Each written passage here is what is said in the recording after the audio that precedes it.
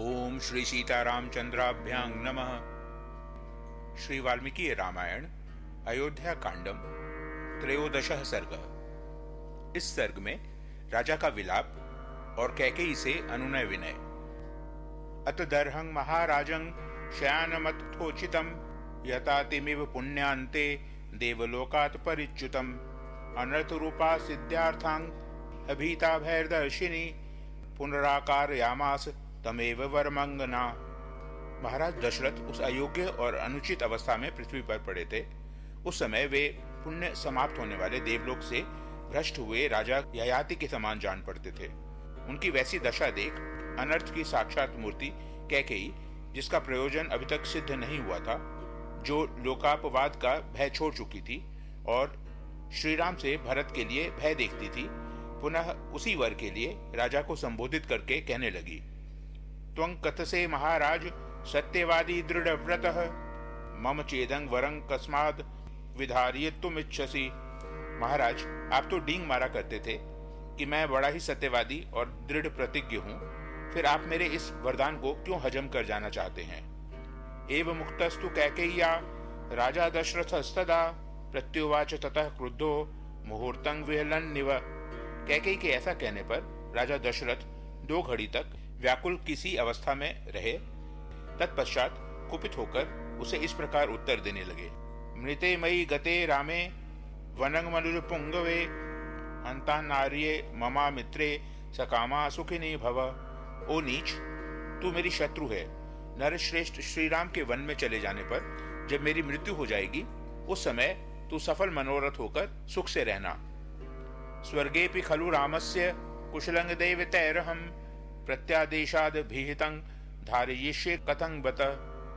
हाय, स्वर्ग में भी जब देवता मुझसे श्रीराम का कुशल समाचार पूछेंगे, उस समय मैं उन्हें क्या उत्तर दूंगा।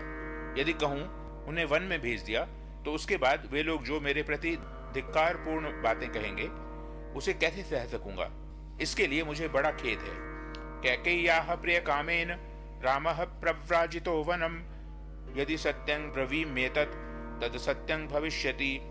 कैकेयी का प्रिय करने की इच्छा से उसके मांगे हुए वरदान के अनुसार मैंने श्रीराम को वन में भेज दिया। यदि ऐसा कहूं और इसे सत्य बताऊं, तो मेरी वह पहली बात असत्य हो जाएगी, जिसके द्वारा मैंने राम को राज्य देने का आश्वासन दिया है। अपुत्रेण मया पुत्रः श्रमेण महता महान रामो लब्धो महातेजा स कथं त्यज्यते मया। मैं पहले पुत्रहीन था, फिर महान परिश्रम करके मैंने जिन महातेजस्वी महापुरुष श्रीराम को पुत्र रूप में प्राप्त किया है, उनका मेरे द्वारा त्याग कैसे किया जा सकता है। शूरश्च कृत विद्यश्च जित क्रोधः क्षमापरः कथं कमल पत्राक्षो मया रामो विवास्यते। जो शूरवीर विद्वान क्रोध को जीतने वाले क्षमा परायण हैं, उन कमल नयन श्रीराम को मैं देश निकाला कैसे दे सकता हूँ। कथमिंदी वर्षामं दीर्घबाहुं महाबलम अभिराममहं रामं स्थापयिष्यामि दंडकान। जिनकी अंग कांति नीलकमल के समान श्याम है, भुजाएं विशाल और बल महान है, उन नयनाभिराम श्रीराम को मैं दंडक वन में कैसे भेज सकूंगा। सुखानामुचितस्यैव दुःखैरनुचितस्य च दुःखं नामानुपश्येयं कथं रामस्य धीमतः। जो सदा सुख भोगने के ही योग्य हैं, कदापि दुख भोगने के योग्य नहीं हैं, उन बुद्धिमान श्रीराम को दुख उठाते मैं कैसे देख सकता हूँ। यदि दुखम कृत्वा तो मम संक्रमणं भवेत् अदुःखार्हस्य रामस्य तथा सुखम वाप्नुयाम। जो दुख भोगने के योग्य नहीं है, उन श्रीराम को यह वनवास का दुख दिए बिना ही यदि मैं इस संसार से विदा हो जाता, तो मुझे बड़ा सुख मिलता। निशंसे पाप संकल्पे रामं सत्य पराक्रम किंग विप्रियेन कैकेयी प्रियं योजयसे मम अकीर्तिर्तुला लोके ध्रुवं परिभविष्यति।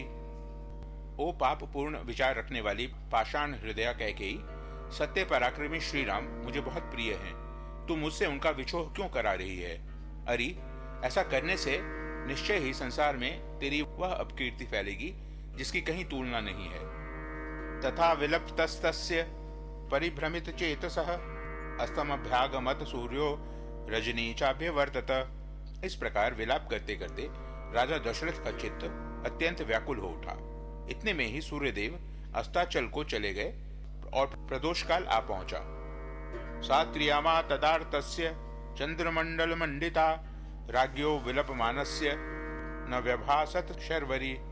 वह 3 पहरों वाली रात यद्यपि चंद्रमंडल के चारों चंद्रिका से आलोकित हो रही थी, तो भी उस समय आर्त होकर विलाप करते हुए राजा दशरथ के लिए प्रकाश या उल्लास न दे सकी।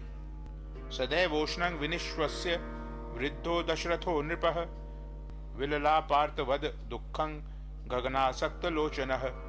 बूढ़े राजा दशरथ निरंतर गर्म उच्छ्वास लेते हुए आकाश की ओर दृष्टि लगाए आर्त की भांति दुखपूर्ण विलाप करने लगे। न प्रभातं त्वयेच्छामि निशे नक्षत्र भूषिते क्रियतांग में दया भद्रे मयायं रचितोंजलि।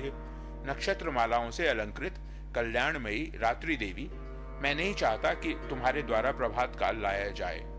मुझ पर दया करो, मैं तुम्हारे सामने हाथ जोड़ता हूँ। अथवा गम्यतांग शीघ्रं नाहमिच्छामि निर्घृणाम निशंसा कैकेयीं द्रष्टुं यत्कृते व्यसनं मम। अथवा शीघ्र बीत जाओ, क्योंकि जिसके कारण मुझे भारी संकट प्राप्त हुआ है उस निर्दय और क्रूर कैकेयी को अब मैं नहीं देखना चाहता। एवं मुक्त्वा ततो राजा कैकेयीं संयतांजलिः प्रसादयामास पुनः कैकेयीं राजधर्मविद। कैकेयी से ऐसा कहकर राजधर्म के ज्ञाता राजा दशरथ ने पुनः हाथ जोड़कर उसे मनाने या प्रसन्न करने की चेष्टा आरंभ की। साधु वृत्तस्य दीनस्य त्वद्गतस्य गतायुषः प्रसादः क्रियतांग भद्रे देवी राज्ञो विशेषतः। कल्याणमयी देवी, जो सदाचारी दीन तेरे आश्रित गतायु यानी मरणासन्न और विशेषतः राजा हैं, ऐसे मुझ दशरथ पर कृपा कर। शून्येन खलु शुश्रोणि मयेदं समुदाहृतं कुरु साधु प्रसादं में बाले सहृदया हसी। सुंदर कटी प्रदेश वाली कैकेयी नंदिनी, मैंने जो यह श्रीराम को राज्य देने की बात कही है वह किसी सूने घर में नहीं भरी सभा में घोषित की है।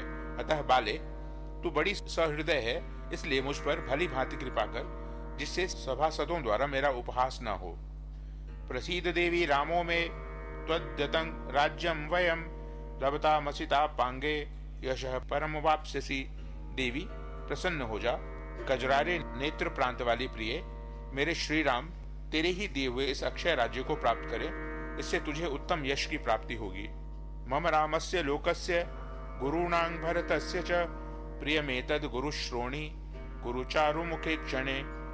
पृथुल नितंब वाली देवी, सुमुखी सुलोचने, यह प्रस्ताव मुझको, श्री राम को, समस्त प्रजा वर्ग को, गुरुजनों को तथा भरत को भी प्रिय होगा, अतः इसे पूर्ण कर। विशुद्ध भावस्य हि दुष्ट भावा दीनस्य तामाश्रुकलस्य राज्ञः श्रुत्वा विचित्रं करुणं विलापं भर्तुर्निशशांक न चकार वाक्यम।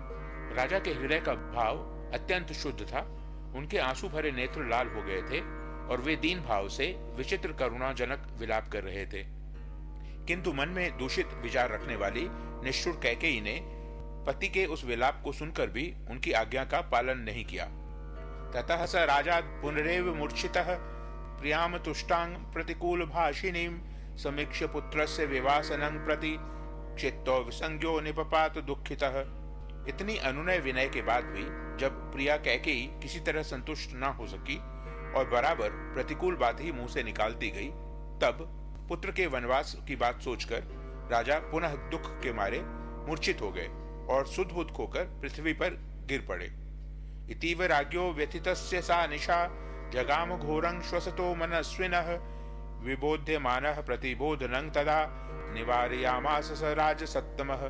इस प्रकार व्यथित होकर भयंकर उच्छ्वास लेते हुए मनस्वी राजा दशरथ की वह रात धीरे धीरे बीत गई। प्रातःकाल राजा को जगाने के लिए मनोहर वाद्यों के साथ मंगल गान होने लगा, परंतु उन राज शिरोमणि ने तत्काल मनाही भेजकर वह सब बंद करा दिया। इत्याश्य श्रीमद् रामायणे वाल्मीकिये आदि काव्ये अयोध्या कांडे 13 सर्गः। इस प्रकार श्री वाल्मीकि निर्मित आश रामायण आदि काव्य के अयोध्या कांड में 13वां सर्ग पूरा हुआ। ओम।